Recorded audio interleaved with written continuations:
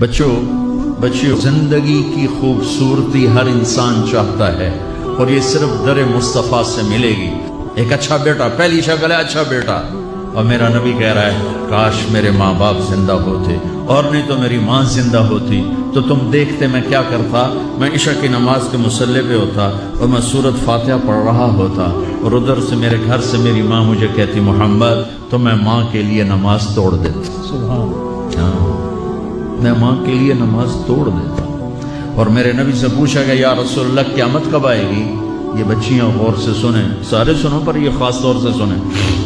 آپ نے کہا اللہ کو پتہ ہے۔ کہ یا رسول اللہ کوئی نشانی بتا دیں۔ تو آپ نے کہا جب بیٹیاں بھی ماؤں کو ذلیل کریں گی تو قیامت آئے گی۔ جب بیٹیاں بھی ماؤں کو ذلیل کریں گی تو قیامت ان تلد الامۃ ربتہا۔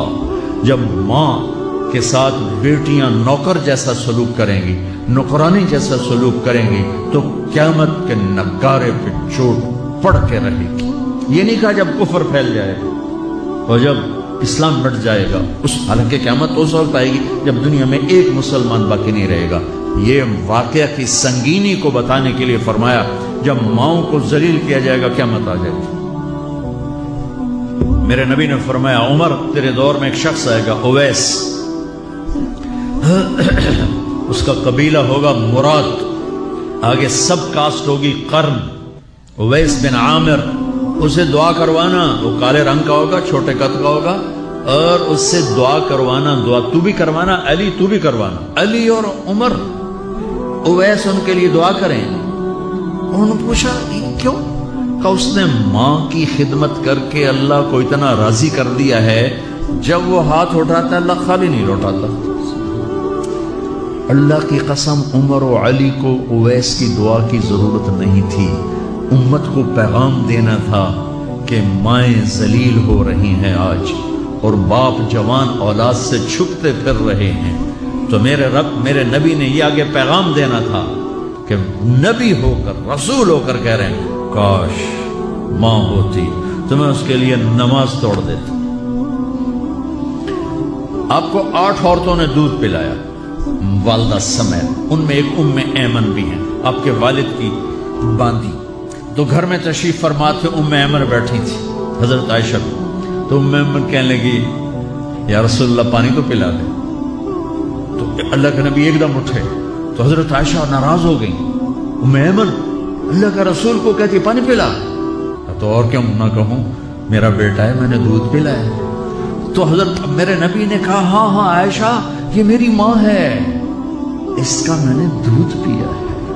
آپ اٹھے، گھڑے میں سے پانی بھر کے یوں دونوں ہاتھوں سے حضرت ام ایمن کو پیش کیا جو حبشی باندھی تھی۔ چونکہ دودھ پیا ہے تو ماں کا لفظ صادق آ گیا، تو بجائے اس کے کہ برا مناتے، آپ خادم بن کے اپنی ماں کو دودھ پلانے والی ماں کو آپ نے حضرت حلیمہ سعدیہ تشریف لائیں، آپ نے اپنی چادر بچھا کر اس کے اوپر بٹھایا۔ ہمیں پیغام دینا تھا، آنے والے زمانوں میں یہ ہونا تھا۔ سبحان اللہ۔ امام ابو حنیفہ کا نام تو سب کو معلوم ہے نا، ایک اور عالم بتاتا ہوں، عبد الرحمن بن ابی لیلہ۔ ان میں علمی کھٹ پٹ تھی بہت زیادہ، آپس میں بنتی نہیں تھی۔ تو ابو حنیفہ جیسی ہستی جن کے کروڑوں فالوور آج ہیں، ان کی ماں کہتی نعمان یہ مسئلہ ہے جا کے عبد الرحمن سے پوچھ کے آ۔ زندگی میں ایک دفعہ نہیں کہا ماں جی میں اس کو بڑا عالم ہے میرے کو پوچھ لو۔ کہا اچھا ماں جی، اپنی چادر اٹھاتے اور پہنچ جاتے، دروازے پہ دستک دے کے بھائی مجھے میری اماں نے بھیجا ہے، آپ اس پہ فتویٰ۔ حالانکہ ان کی اپنی رائے اس کے خلاف ہوتی تھی، لیکن ماں کے احترام میں جا کر ان سے مسئلہ پوچھتے جن سے روزانہ مناظرہ ہوتا تھا، روزانہ کھٹ پٹ ہوتی تھی علمی۔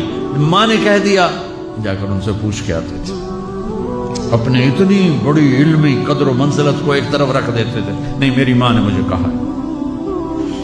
تو آپ سب نوجوان ہو، ماں باپ زندہ ہیں تو ان کی دعا لو، آہ نہ لو، دعا لو۔